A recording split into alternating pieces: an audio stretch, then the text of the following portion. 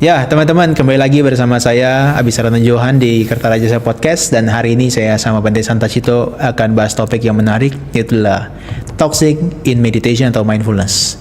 Teman-teman, ini akan banyak sekali kasus-kasus yang sebetulnya bisa kita bahas, tapi kita berusaha untuk ada di pihak netral, tidak menyalahkan siapapun. Tapi kita akan memberikan pengertian bagaimana meditasi atau pelatihan mindfulness itu semestinya. Oleh karena itu saya akan bicara dengan Bante Santacito. Bante, pada hari ini kita bisa bertemu lagi. Iya. Gimana Bante? Kita bahas topik yang meditasi mulu, kayaknya bosan gak ya Bante? Ya tidak. Sesuatu yang baik untuk kita bahas. Iya. Bante, saya kan ini perhatikan dan saya lihat ya sebetulnya sebagai sebuah sistem meditasi itu kan harusnya kan kita perhatikan dari pelatihan silanya, kemudian pelatihan samadhi atau konsentrasinya, bahkan sampai pelatihan kebijaksanaannya, panyanya. Sebagai sebuah sistem, mestinya dia akan membawa orang pada kondisi-kondisi yang ideal. Atau bahkan katakanlah luhur, optimal, atau bahkan wise ke depannya. Tapi kenyataannya di beberapa tempat yang saya perhatikan, atau bahkan di beberapa kondisi, baik itu saat maupun setelah dia bermeditasi, itu menjadi ada toksik yang kalau saya bilang sih ada seperti orang keracunan gitu ya. Jadi seperti fanatik banget, kemudian jadi seperti antisosial. Nah, mungkin kita bisa bahas satu-satu. Kalau melihat kejadian seperti ini, Bante pernah nggak mengalami atau bahkan melihat di sekitar kita tuh ada orang-orang yang terjebak dalam kondisi ini?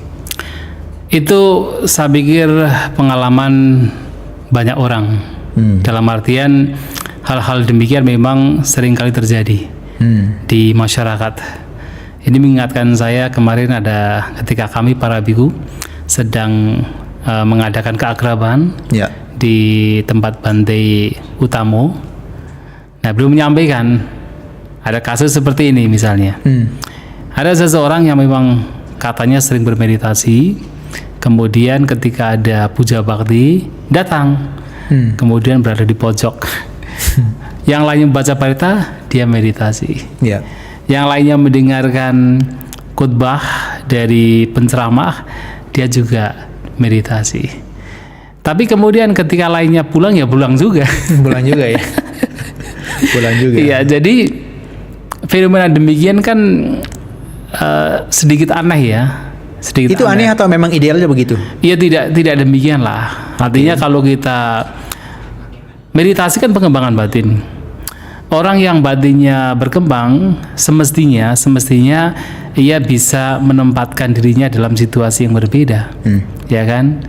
Artinya ketika memang pada waktu itu kondisinya memang kegiatannya adalah sedang baca parita bersama, ya baca parita bersama dong. Kegiatannya pada waktu itu sedang mendengarkan ceramah, ya mendengarkan ceramah, kan begitu.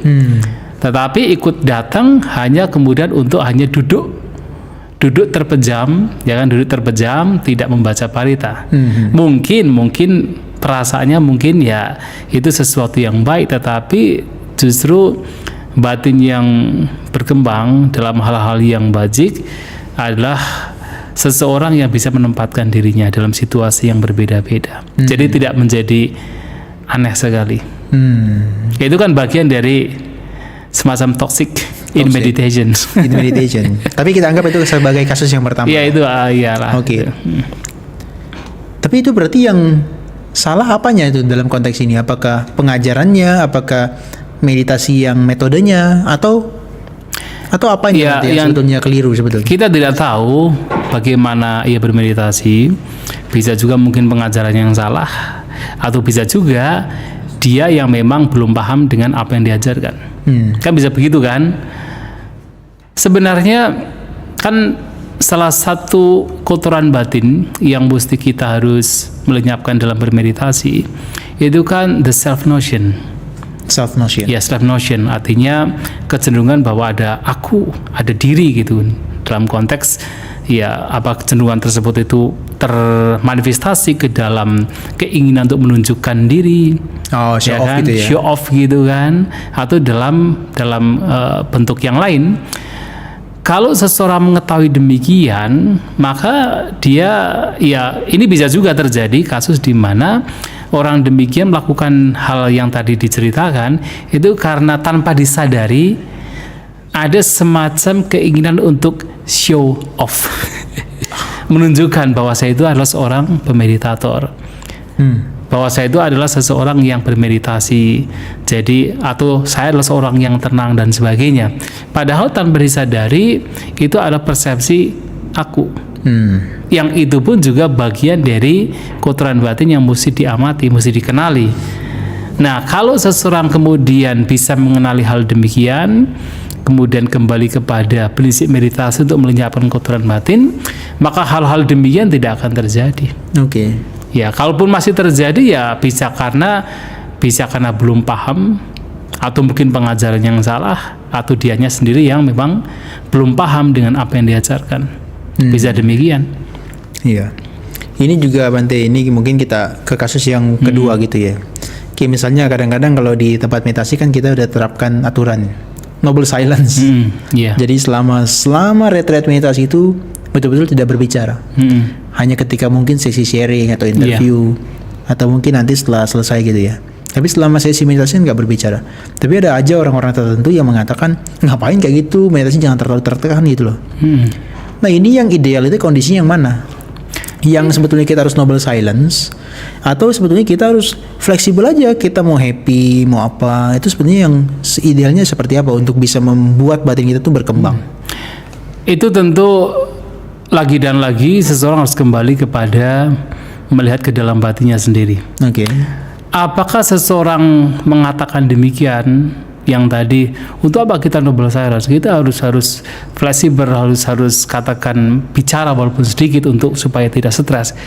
Apakah itu disebabkan karena kemalasan dia atau memang itu betul-betul dia itu sudah stres sekali sehingga membutuhkan untuk katakan berdiskusi misalnya dengan yang lain. Kan itu dia sendiri yang akan paham. Nah, tentu idealnya dalam meditasi yang lebih intensif adalah noble silence, Arya Tunihbawa. Kalaupun harus bicara, itu bicara tentang Dhamma. Dan baik kalaupun bicara pun juga yang berkenaan dengan Dhamma itu kepada, kalau dalam sebuah retreat meditasi ada pembimbingnya, itu ya berbicara dengan pembimbingnya. Tidak berbicara dengan peserta lain. Karena nanti akan mengganggu peserta lain. Ya mungkin ada peserta yang memang ingin betul-betul silence, ingin betul-betul menyendiri melihat ke dalam batinnya, ternyata terganggu karena seseorang yang ingin bicara. Maka kalau memang betul-betul dia harus bicara, ya tetap harus bicara dengan pembimbingnya untuk supaya menghindari hal-hal yang buruk terjadi pada dia sendiri ataupun peserta yang lainnya.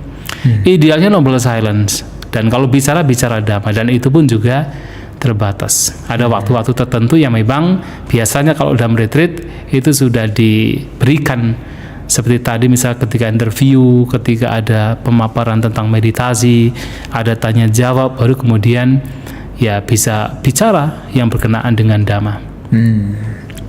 Mungkin kasus yang ketiga nih Bante. Kadang-kadang ada persepsi tertentu. Dan ini ada dua kubu yang saya perhatikan ya.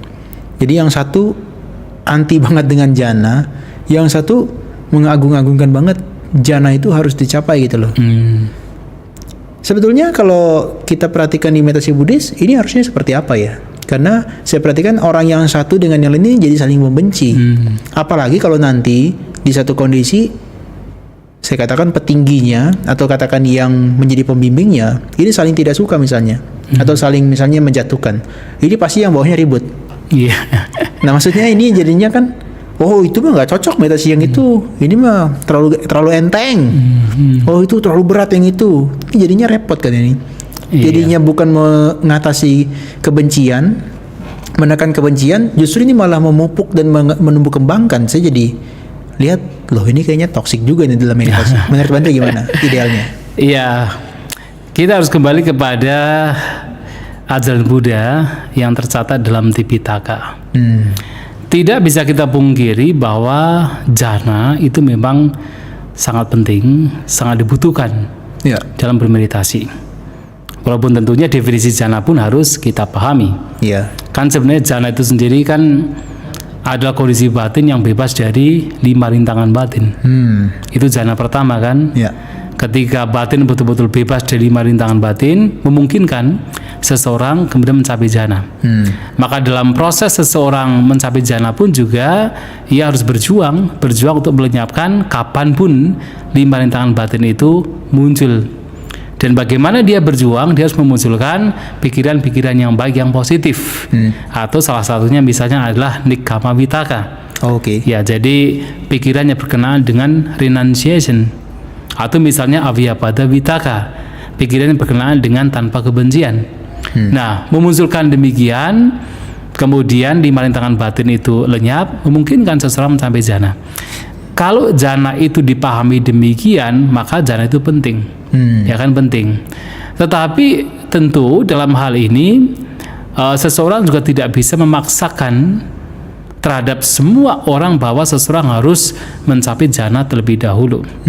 Maka kalau kita perhatikan di dalam, ya misalnya salah satu khotbah yang disebut sebagai Yuga Nada Sutta, nah di sana Bante Ananda yang menyampaikan, tetapi atas apa yang beliau dengar dari Sang Buddha sendiri, bahwa ada orang-orang yang memang ketika mengembangkan batinnya, mereka mengembangkan samatha terlebih dahulu, ketenangan batin, yang itu tentu ketika dikembangkan sedemikian rupa itu membawa kepada pencapaian jana samatha. Tetapi itu adalah batin yang tenang. Nah, setelah dia mendapatkan ketenangan batin, ia kemudian mengembangkan vipassana atau pandangan benar berkenaan dengan realitas anicca dukkha anatta. Maka disebut sebagai samatha pubanggamang vipassana bhavati. Nah, begitu. Tapi ternyata ada juga beberapa orang yang memang cenderung untuk mengembangkan kebijaksanaannya. Ya, mereka lebih cenderung untuk melihat realitas, ya katakan fakta dari 5 gugusan anicca dukkha anatta, suka merenungkan anicca dukkha dan anatta. Nah, orang demikian tentu pada akhirnya juga nanti akan mengembangkan samatha, ketenangan. Dari dia memunculkan pengertian atau pemahaman terhadap anicca dukkha anatta, jadi ketika melihat fenomena jadi dia tenang gitu ya. Iya, menjadi tenang. Nah, tetapi kemudian ketenangan yang diperoleh juga dikembangkan sedemikian rupa, bisa juga kemudian mencapai jana. Nah, orang demikian yang mempraktikkan cara demikian disebut vipassana pubanggamang samathang bhavati, mengembangkan vipassana terlebih dahulu baru kemudian samatha. Nah, sehingga kalau dari apa yang disampaikan di dalam Yuga Nada Sutta ini, yang kemudian yang ketiga itu bisa dipraktikkan, dikembangkan secara bersamaan, berbarengan, maka pencapaian jana atau ketenangan batin itu jelas sangat penting, karena batin yang tenang kan itu penting sekali. Nah, tetapi kemudian kebijaksanaan juga sangat penting. Maka di sini dalam konteks pengembangan batin yang diajarkan oleh Sang Buddha, keduanya itu mesti dikembangkan. Masalah seseorang cenderung mengembangkan yang samatha terlebih dahulu atau vipassana terlebih dahulu, tetapi pada akhirnya keduanya mesti dikembangkan, tidak bisa dipisahkan dalam upaya untuk melenyapkan kotoran batin. Karena saya baca juga di dalam satu sub-ulasan di Mahatika itu ya Bante ya, kan disebutkan bahwa ada yang namanya Aramanupanijana dan juga Lakhanupanijana. Betul. Jadi jana ini sebetulnya mau dia latihannya samatha atau vipassana, dia pasti muncul. Ya, itu di kitab komentar tau? Di kitab komentar. Iya, jadi ada memang orang yang ketika samatha dia fokus hanya one object, hanya single object. Aramana itu ya. Aramananupanijana. Jadi dia konsentrasinya muncul karena mengamati satu objek terus-menerus. Tapi kan karena kita juga ada yang mengamati karakteristik seperti anicca dukkha anatta tadi, begitu dia dalam waktu atau periode yang lama, itu kan juga muncul. Batinnya muncul. Jadi ini kan hanya bedanya, jananya ini adalah kepada objek yang statis, kalau yang ini jananya pada objek yang dinamis. Yang lebih kepada lihat karakteristik lah anicca dukkha anatta. Betul. Jadi kalau dari sini kayaknya dua-duanya sebenarnya harus dikembangkan ya Bante ya. Iya, harus dikembangkan. Intinya samatha vipassana mesti dikembangkan. Harus dikembangkan keduanya. Oke. Ya. Ya Bante, ini yang keempat, tapi masih dalam proses meditasi gitu ya. Kadang-kadang ada orang yang beranggapan, oh meditasi itu hanya duduk aja terus gitu kan ya. Oh tapi meditasi itu harus jalan juga, diimbangi gitu. Dan kadang-kadang ada orang yang terpaku juga dengan durasi jam. Nah, saya perhatikan ada di beberapa tempat yang bilang semakin kamu lama meditasi, duduk bisa 7 jam, 6 jam, 8 jam, itu tandanya kamu lebih baik atau katakanlah bagus gitu loh. Mungkin bukan lebih baik, tapi itu adalah dikatakan yang paling disarankan. Menurut Bante, apakah kita sebagai praktisi meditasi, baik itu yang pemula, intermediate ataupun advance, apakah kita harus sampai seperti itu? Apakah itu nggak masuk jatuh dalam kategori toksik juga? Ya. Sebenarnya kan postur bermeditasi kan itu hanya sebagai instrumen, ya kan. Tapi yang jauh lebih penting lagi adalah kondisi batin orang tersebut. Apakah dia bermeditasi dengan meditasi jalan atau meditasi duduk? Apakah jangka waktunya lama, duduknya lama atau duduknya tidak lama, jalannya lama atau jalannya tidak lama? Yang paling penting itu adalah kondisi batin dia. Apakah dalam proses dia mengembangkan batin demikian, melenyapkan pikiran-pikiran yang buruk atau tidak? Apakah dalam proses dia menggunakan postur tertentu, ia mengembangkan pikiran-pikiran yang baik atau tidak? Itu yang paling penting. Misalnya orang berpikir, oh kalau kamu duduknya itu lebih lama berjam-jam, pasti kamu meditasinya sudah canggih gitu kan, sudah tinggi. Ya belum tentu juga. Nah kalau misalnya dia selama duduk diam tetapi pikirannya dibiarkan mengembara, dibiarkan kacau, atau misalnya dia duduk diam tapi dia dibiarkan tertidur, itu toksik yang lain ya ternyata ya. Ya itu kan artinya dia tidak sedang bermeditasi kan. Tapi tentu kalau dia diam duduk 1 minggu ternyata masuk Niruddha Samapatti baru bagus. Kan tergantung dari kondisi batin kan. Nah dalam meditasi misalnya berjalan pun juga ya sama juga. Bukan masalah misalnya jalannya harus lambat atau jalannya itu harus cepat, tidak, tetapi bagaimana kondisi batinnya. Dia dalam meditasi jalan apakah mengembangkan batinnya, melenyapkan kotoran batinnya, atau mengembangkan pikiran-pikiran yang positif yang baik.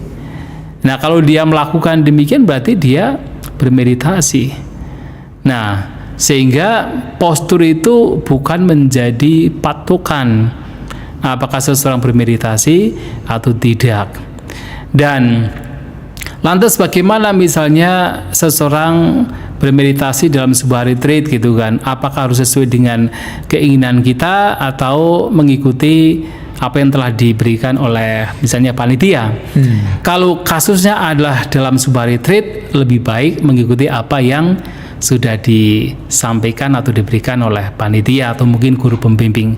Karena biasanya kalau dalam retreat kalau tidak mengikuti nanti akan menjadi kacau. Kacaunya adalah ya waktunya untuk duduk yang biasanya misalnya guru pembimbing akan memberikan sedikit pengantar, malahan dia tidak ikut, kan begitu.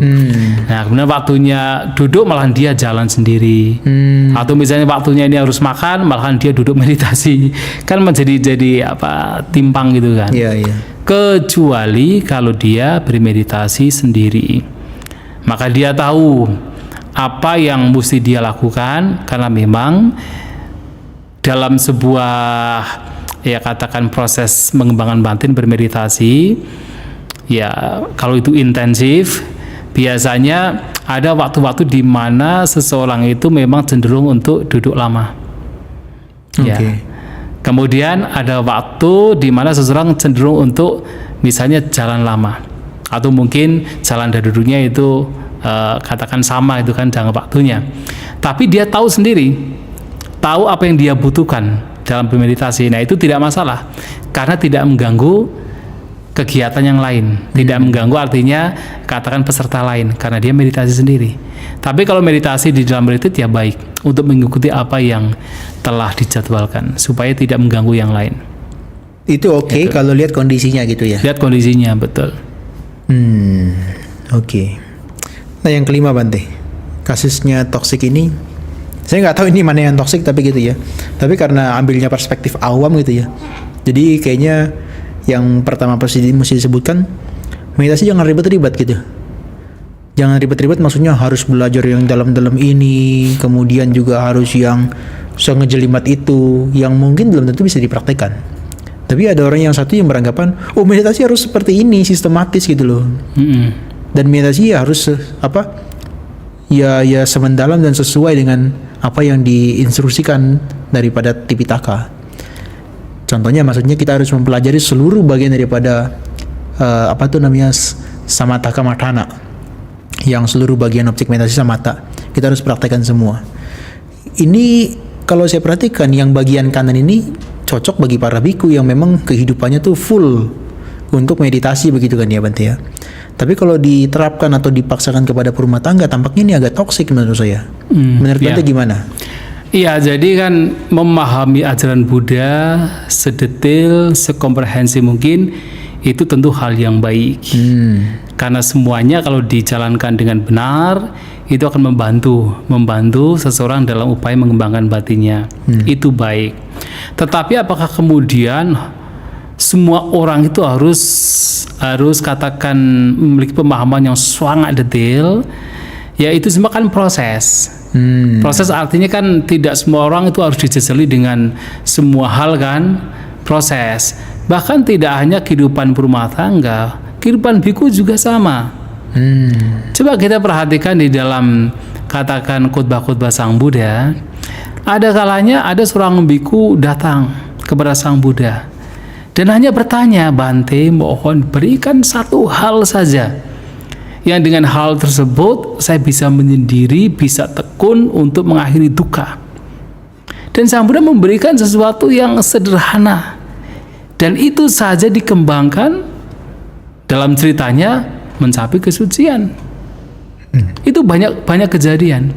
Mungkin orang demikian atau Bante tersebut atau bikuni tersebut, misalnya kan kasus contohnya adalah Mahapajapati Gotami bikuni juga sama, mendatangi Sang Buddha dan meminta satu saja, Bante, berikan saya pejangan, dengan pejangan tersebut saya bisa menyendiri tekun mempraktikkan apa yang diberikan untuk mengakhiri duka, dan diberikan singkat oleh Sang Buddha, dipraktikkan dengan baik mencapai kesucian arahanta.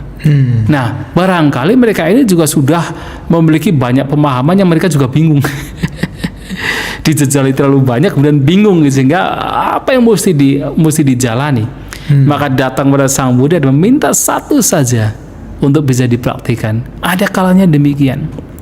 Tidak hanya dalam kehidupan katakan berumah tangga. Dan Sang Buddha juga memberikan katakan kamatana atau objek meditasi. Itu kan juga tidak kemudian 40 objek meditasi diberikan dalam satu kali untuk supaya semua biku mempraktikkan satu-satu itu semua. Enggak. Sang Buddha itu memberikannya kepada biku tertentu objek ini, kepada biku yang lain objek ini, yang itu dipraktikkan. Itu kan sebenarnya 40 objek itu kan itu kompilasi yang diambil oleh Bhante Buddhaghosa, baik dari kitab komentar yang lama atau yang Tipitaka, kemudian dikumpulkan. Nah, Sang Buddha sendiri dalam khotbah-khotbah beliau ya tidak kemudian memberikan langsung 40 objek, tidak. Kepada biku tertentu atau orang tertentu memberikan misalnya Anapanasati. Kepada yang lain memberikan Asubha Bhawana. Jadi begitu. Maka tidak semuanya. Maka dalam praktek ini pun juga tidak harus kemudian semuanya dijalani, tidak, satu saja. Ketika dijalani, apalagi bisa sampai mastery, itu juga sudah sangat membantu. Iya. Ya kan, contohnya misalnya kasus di mana dulu Sang Buddha memberikan Asubha Bhawana kepada para biku, malah banyak yang kemudian jijik dengan jasmaninya, mereka ya kan meninggalkan hidup mereka. Bukan jubahnya doang ya, tapi sampai kehidupannya. Iya, kehidupannya ditinggalkan. Nah, itulah kemudian Sang Buddha kembali lagi membabarkan Anapana, perhatian terhadap keluar masuknya nafas. Nah, artinya kan tidak semua orang cocok dengan objek tertentu, tidak semua. Apalagi sampai 40 objek itu dipraktikkan. Iya, tidak semua. Karena saya baca di Visuddhimagga itu kan disebutkan kan kita harus punya namanya Sabataka Kamathana itu kan. Dan Aparipariana kan, saya lupa namanya. Tapi disebutkan yang satu ini, yang satu yang memang kita kembangkan terus menerus setiap waktu, setiap saat. Tapi yang satunya ini, yang dia tuh dikembangkan kalau dia dalam kondisi yang tertentu. Contoh misalnya batin lagi benci. Iya, meta Kadang-kadang dikembangkan. nggak cocok dengan nafas misalnya pakai meta, ya kan? Iya. Berarti kalau kita lihat dari Sabataka Kamatana ini, berarti kan nggak harus 10 objek, Semuanya. semua objek itu kita mastery kan? Satu yang kita mastery, yang lainnya itu ya kita pelajari tapi sesuai dengan kondisinya. Betul. Saya dapat istilahnya maksudnya gini Bante. Jadi kalau satu ini harus kita masak betul-betul sampai betul. matang. Yang lain kita belanja. Jadi misalnya kita ikut ODM ini, ikut meditasi weekend ini, ikut Vipassana ini, ikut Mahasi, ikut Pak Ok Sayadaw. Itu bisa kita katakan kalau kita udah meyakini satu objek ini atau teknik ini, itu dimatangkan, sementara yang lain itu untuk belanja. Sebagai masukan pemahaman kita mungkin supaya lebih berkembang maksudnya. Iya, memang yang satu itu di mastery, dibuat mastery, kemudian yang lainnya itu sebagai pemahaman tertentu yang dibutuhkan, tapi tidak harus yang sampai mastery. Tetapi ketika ada kondisi tertentu dan dibutuhkan itu digunakan, walaupun itu tidak sampai mastery. Ya saya kira itu sesuai dengan cara demikian. Contohnya kan kayak misalnya kita lagi takut gitu ya, kadang-kadang kita kan perlu mengingat Buddha ya Bante ya. Betul. Misalnya Buddha dan Sati. Betul. Tapi tidak sampai kemudian pengingatan terhadap Buddha sampai mencapai upacara samadhi, tidak harus seperti itu. Iya, kadang-kadang hanya kondisi tertentu. Iya. Saya pernah satu kejadian Bante, lagi ada penerbangan, kemudian turbulens gitu kan. Nah mungkin ini karena terbawa gitu ya. Saya kan pernah bawakan materi tentang Buddha Nusati kan diulas gitu ya dari kitab komentar. Jadi saya tahu setiap daripada sifat-sifatnya itu.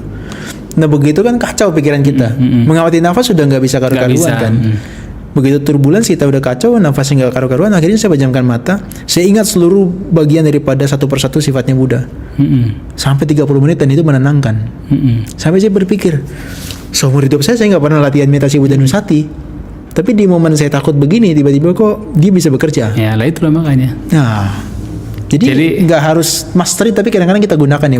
Gunakan. Dan makanya kan sebenarnya seluruh ajaran Buddha yang berisikan tentang pemahaman itu semua berguna. Karena itu bisa dimunculkan ketika kita membutuhkan atau ketika kita berhadapan dengan kondisi tertentu. Itu akan muncul. Dan bisa dimunculkan untuk menghalau kotoran batin yang sudah muncul. Dan kalau sudah terhalau dengan pemahaman yang ada, ya kembali kepada objek yang biasa kita perhatikan.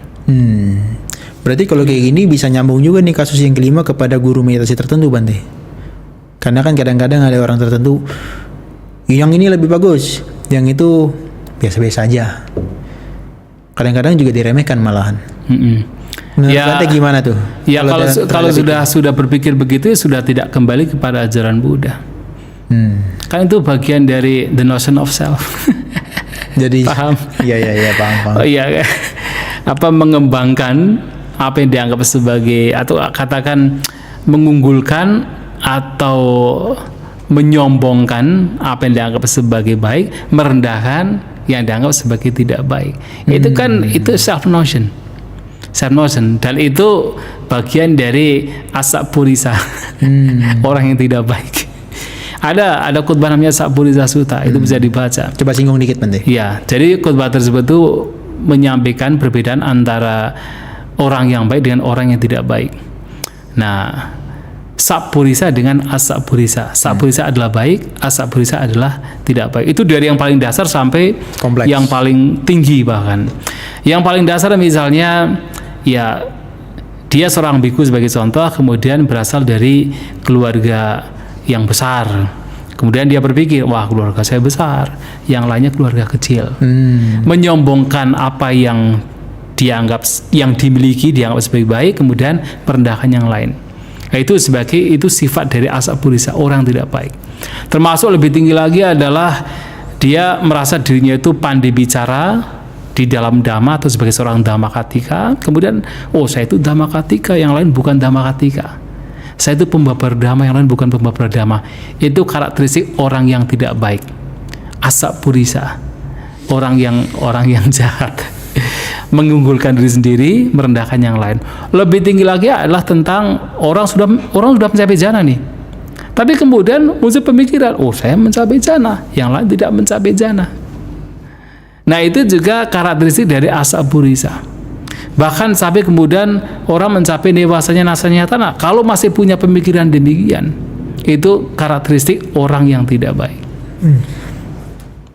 Nah, yang tinggi saja masih oleh Sang Buddha dianggap sebagai asapurisa, apalagi kalau sampai yang tadi disampaikan, oh guru ini yang paling baik, yang lain itu rendah, misalnya begitu.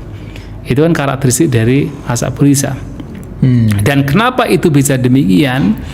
Karena pada akhirnya kan ajaran Buddha itu untuk melenyapkan the notion of self. Jadi kecenderungan tentang keakuan, tentang diri, tentang self. Sedangkan ketika kita masih memberikan semacam dikotomi, pembedaan, ya kan, rendah dan tinggi, itu kan mana? Itu kan pembandingan, dan itu adalah bagian dari self notion, kecenderungan bahwa ada aku, entah dalam diri atau aku di luar. Dan itu yang juga harus disadari bagi kita semua untuk tidak terseret ke dalam hal demikian. Oke, tentang disadarinya, ini kayaknya ada hubungannya dengan humble. Tapi Bante mungkin kasih batasan supaya humble ini nggak jadi toxic juga. Jadi kalau misalnya fanatik dengan ini dengan itu kan toxic. Ya kan, ini membandingkan, ini lebih baik, ini lebih rendah gitu kan. Tapi gimana supaya dia humble tapi nggak terjebak dalam toxic juga? Humble-nya di sini, kalau dalam konteks humble, betul-betul humble, atau dengan kata lain kita menggunakan istilah bahasa Indonesia itu rendah hati, itu masih baik. Yang tidak baik adalah rendah diri. Ya kan? Misalnya apa? Misalnya tanpa disadari ya. Misalnya ada seseorang di depan tuh masih ada kursi. Kemudian diminta untuk ke depan saja, masih ada kursi. Nah, kemudian dia tidak mau, untuk menunjukkan bahwa saya itu humble, saya itu tidak ingin menunjukkan diri. Tetapi tanpa disadari, humble-nya dia itu juga kesombongan juga. Paham dengan maksud saya? Iya. Ya kan? Jadi dia sebenarnya pengen show off dengan kerendahan hatiannya. Padahal tanpa disadari itu adalah juga, ya itu toxic. Pikiran yang sebenarnya tidak bermanfaat, ada kotoran batin di sana. Terus harus gimana? Takutnya kan terjebak dalam toksik juga kan, kayak gini kan jadinya. Harus gimana? Oh iya, makanya kan harus disadari, harus dikenali bahwa ini pun juga bagian dari pikiran yang tidak baik. Oke. Kan kita mengupayakan untuk ya apa adanya kan. Kita makanya tadi saya nggak tahu di depan saya pernah menyampaikan dalam satu kesempatan bahwa orang bermeditasi itu kan adalah orang yang bisa menempatkan dirinya dengan baik. Ini poinnya berarti. Iya. Seharusnya demikian, semestinya demikian. Walaupun tentu ya kita semua masih harus belajar juga. Oke. Karena kotoran batin kadang-kadang sangat tricky. Sangat halus, ya. Nah, kalau tentang tricky ini tadi Bante di awal kan udah singgung tuh sebagai kasus yang pertama kan. Jadi dia meditasi. Betul, terus bawaannya. Nah, saya ingat jadinya kita masuk ke dalam topik yang bukan dalam saat meditasi tapi pasca meditasi. Ini nggak tahu dia apakah merasakan pengalaman yang mendalam atau bagaimana. Akhirnya saya ingat jadi setelah dia selesai meditasi kok dia jadi antisosial gitu loh. Kata Bante Atidiro waktu nanya di Bodhigiri lalu, ikut organisasi jadi tidak mau. Kemudian juga istri jadi kadang-kadang tidak disentuh katanya.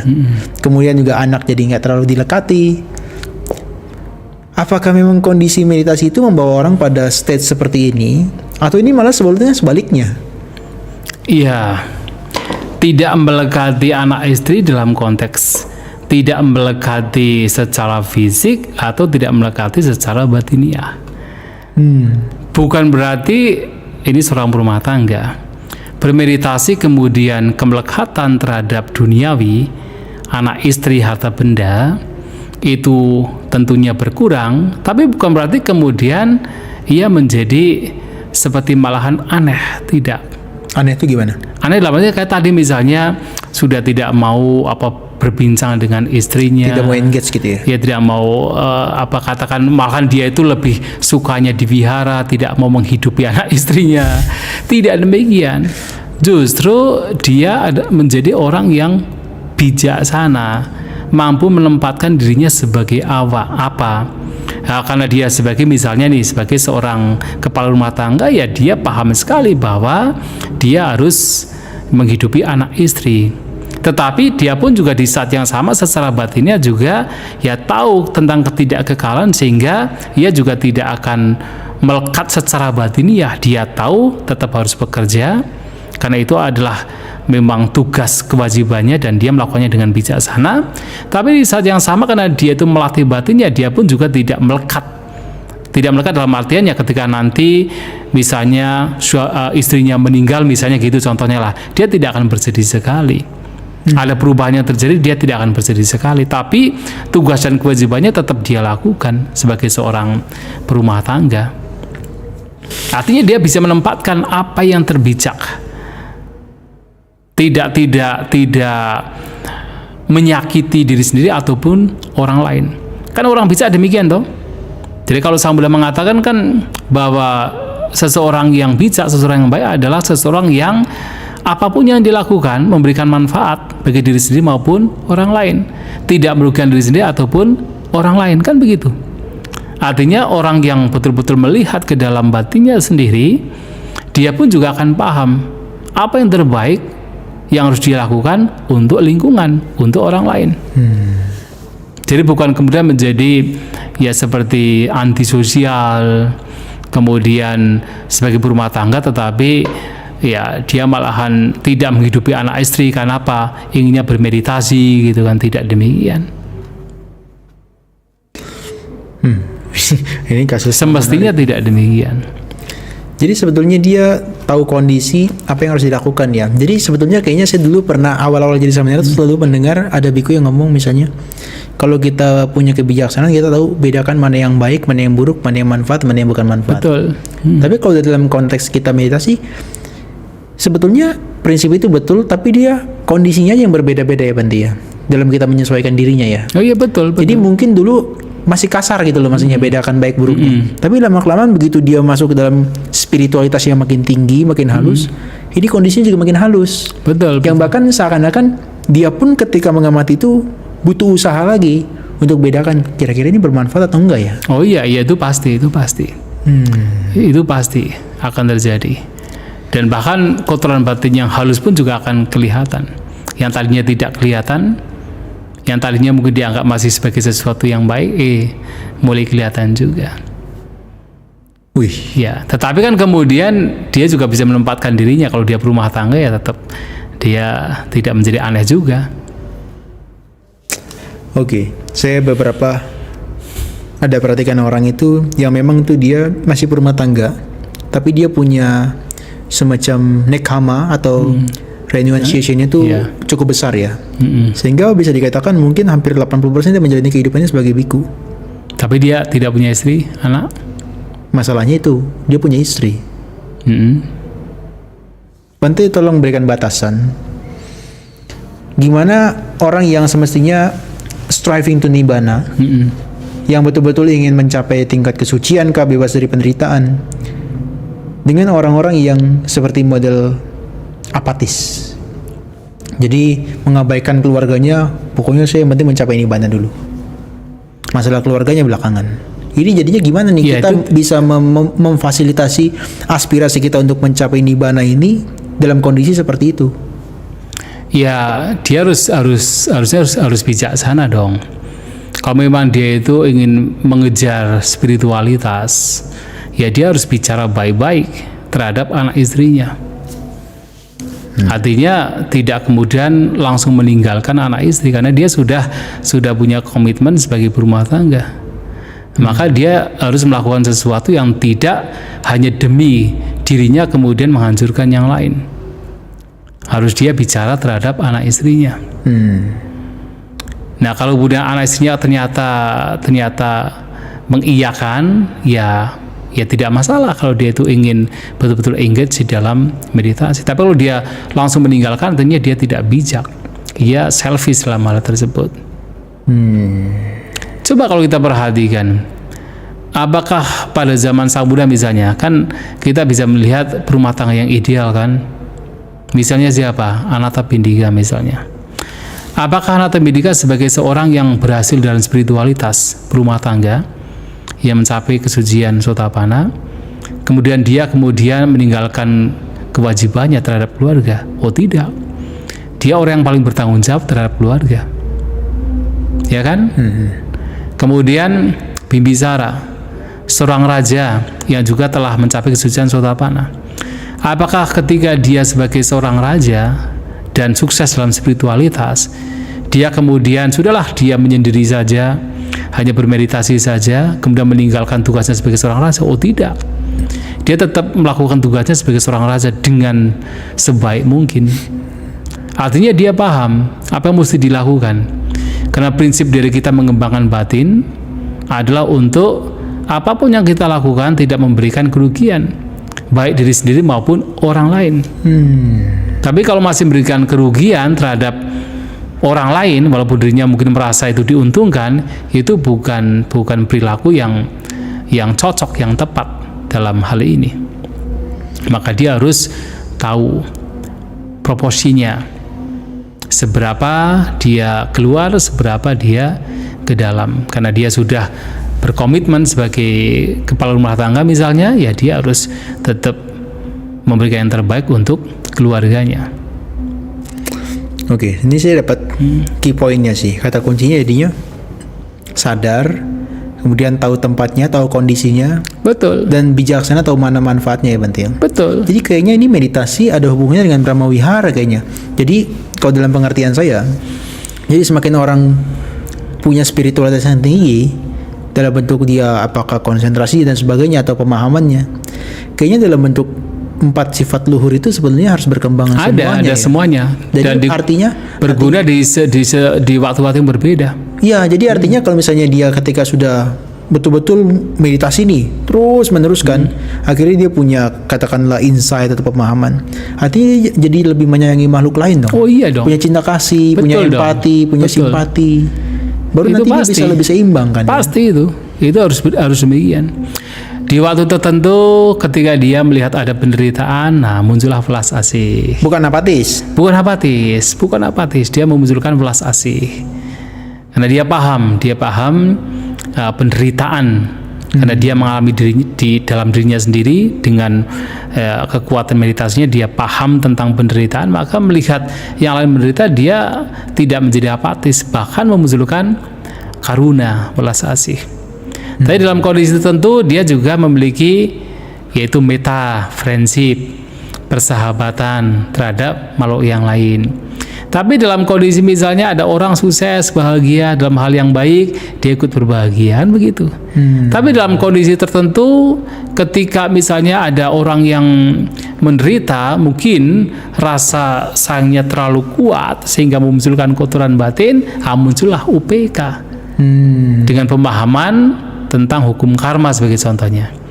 Makanya kan tadi juga dikatakan toh, kalau dalam meditasi itu ada satu yang dikembangkan secara maksimal, tapi yang lainnya itu kan digunakan dalam kondisi yang berbeda. Ya, ini 4 ini juga bisa demikian.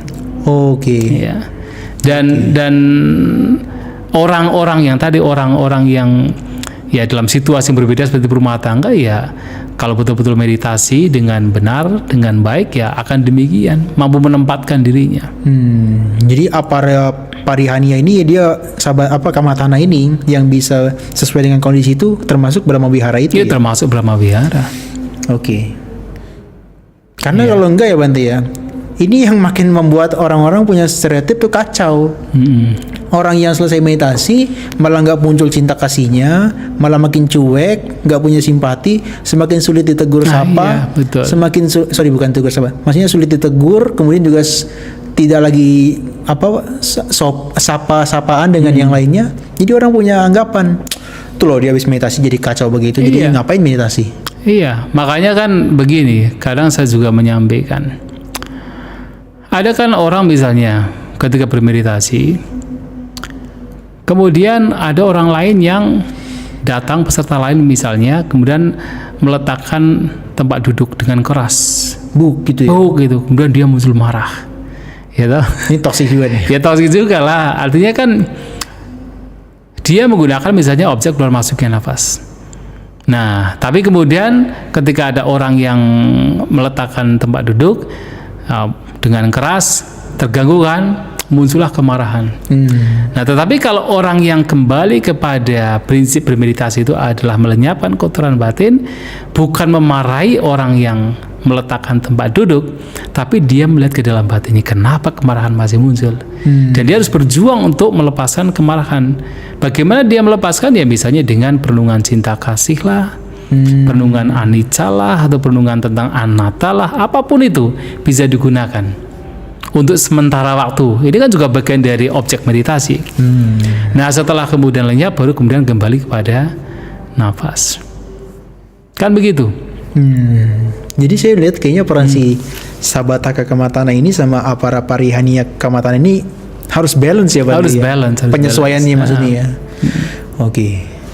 Ya itu sih Bante, menurut saya yang toksik tentang meditasi yang saya amati selama saya belajar, kemudian juga saya orang-orang yang di dekat saya perhatikan gitu ya. Kayaknya itu yang sering saya temukan. Nggak tahu kalau Bante mungkin ada 1 atau 2 lagi yang toksik kira-kira. Apa ya? Kayaknya itu dulu kali ya Bante ya. Mungkin kalau ada toksik yang berikutnya nanti kita bahas lagi ya. Karena ini kan sesuatu mungkin fenomena-fenomena yang beragam tiap orang. Mungkin dari yang kita sebutkan tadi ada 6 atau 5 kasus tadi mungkin dirasakan. Tapi kita tujuannya adalah untuk memberikan, bukan menyalahkan, melainkan memberikan penjelasan bahwa yang ini sebetulnya harus disesuaikan dengan disadari, apakah dikondisikan, sesuai dengan kondisinya, kemudian juga harus melihat waktunya, yang semuanya jadi seakan-akan harus lihat secara objektif, jangan subjektif begitu ya Bante ya. Betul. Oke, terima kasih Bante penjelasan pemahamannya. Baik, ya. Oke, teman-teman, itulah diskusi saya terkait dengan toxic in meditation bersama dengan Bante Santosito. Kalau teman-teman punya pemahaman atau fenomena-fenomena lain tentang toxic ini dalam meditasi, boleh komentar, nanti kita bahas di kesempatan yang lain. Terima kasih.